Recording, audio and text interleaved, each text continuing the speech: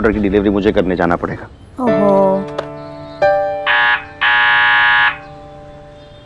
बाबा फिर से कुछ भूल गए?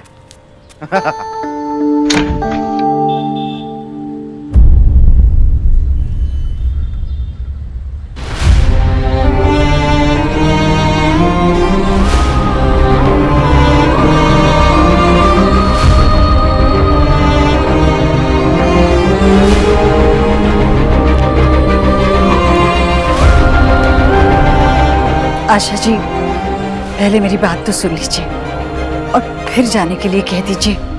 मैंने अभी भाई साहब को बाहर जाते हुए देखा तो बेटी के पिता को दुनियादारी तो देखनी पड़ती है, पर माँ और दादी को बेटी के दिल की बात समझनी होती है ना। मैं फिर से आपसे बात करने आई हूँ। क्या हम बैठकर बात कर सकते हैं? हाँ, आई बैठी जी।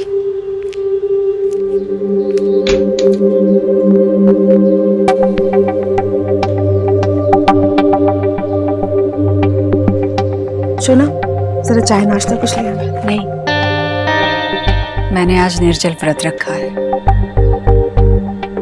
मैं सिर्फ आपसे बात करने आई। शोरो बेलीना सुना, अंदर जाना।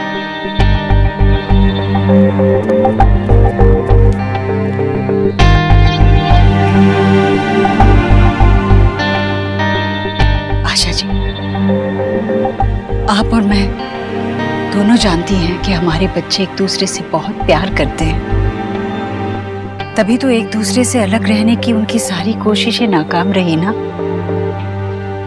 मैं जानती हूँ कि सोनाक्षी ने पूरे मन से कोशिश की देव से अलग होने की, जिंदगी में आगे बढ़ने की, पर वो नहीं कर पाई ना।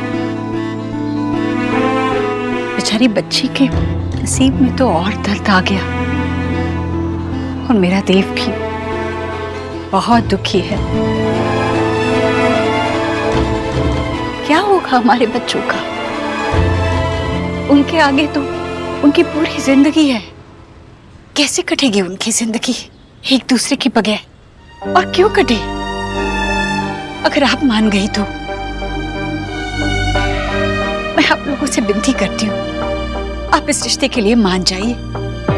देखिए, सोनाक्षी भी आप लोगों को देखकर अपने दर्द से जूझ रही है, बिल्कुल जिस तरह देव जूझ रहा था। पर हम दोनों तो माँ हैं, अपने बच्चों के मन की बात जानती हैं।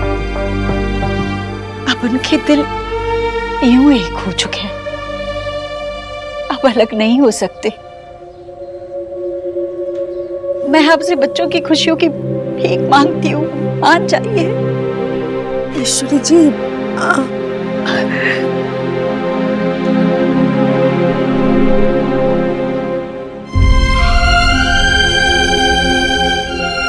कौन माँ अपने बच्चों की आंखों में आंसू देखना पसंद करती है?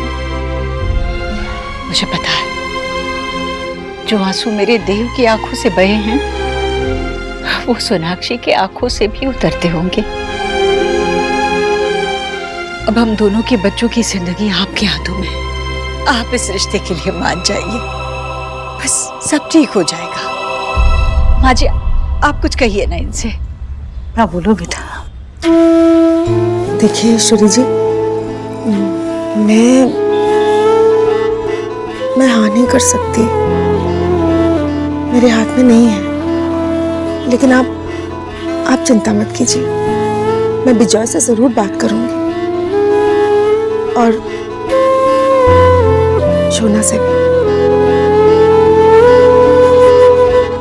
मुझे बस यही उम्मीद है। आप बात जरूर कर लीजिए।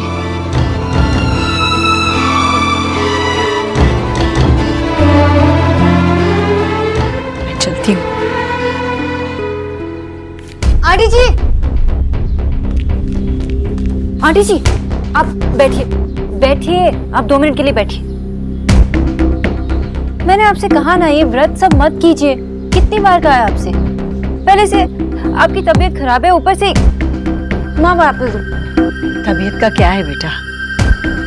भगवान बस मेरी मनोकामना पूरी कर दे और तुम्हें मेरी बहू बनाकर मेरे घर भेजे। मेरी तबीयत अपने आप ठीक हो जाएगी। ऐसे करने से कौन से भगवान खुश होते? ये लीजिए, खा लीजिए, मैं ऐसे आपको जाने नहीं दूंगी। खा लीजिए।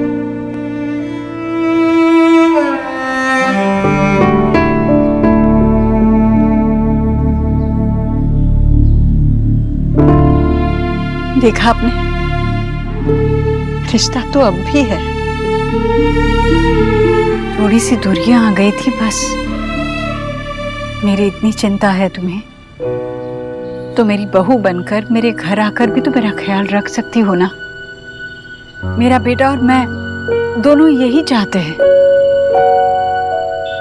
जानती हूं मैं, जब तुम वहां थी तो ये बात समझ ही नहीं पाई, मुझसे नाराज हो कि मैंने तुम्हें नहीं अपनाया। तो देखो,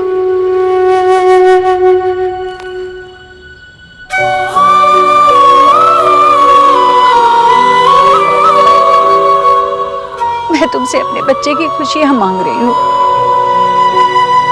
मुझे मेरी बच्चे की खुशियां दे दो।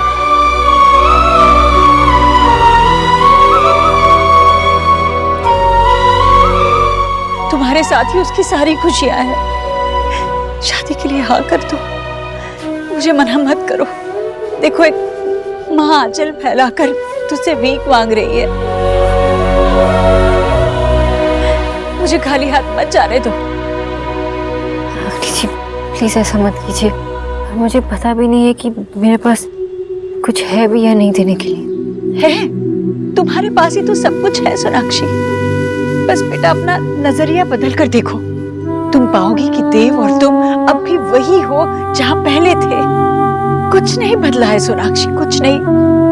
तुम नहीं जानती कि तुम्हारे एक हाँ कहने से कितने सारे जीवन संवर जाएंगे। जी मुझे पता नहीं कि मैं कर पाऊंगी या नहीं। मेरी फैमिली ऑलरेडी हर्ट हो चुके हैं, इतना कुछ उन्होंने सहा है। जानती हूँ, पर बस एक बार तुम सोच कर देखो।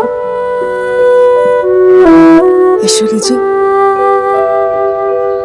पिछले कुछ महीनों से शोना के लिए सब कुछ बहुत मुश्किल था। बहुत कुछ देखा उसने, उस पर इतना दबाव नहीं दे सकते हैं हम। और हमारे लिए भी किसी भी नतीजे पे पहुंचना अभी इस वक्त आसान नहीं है। विजय भी बहुत डिस्टर्ब है, कुछ भी सोचना समझना उनके बस में नहीं है। मुझे नहीं लगता वो इस रिश्ते के लिए कभी भी हाँ करेंगे।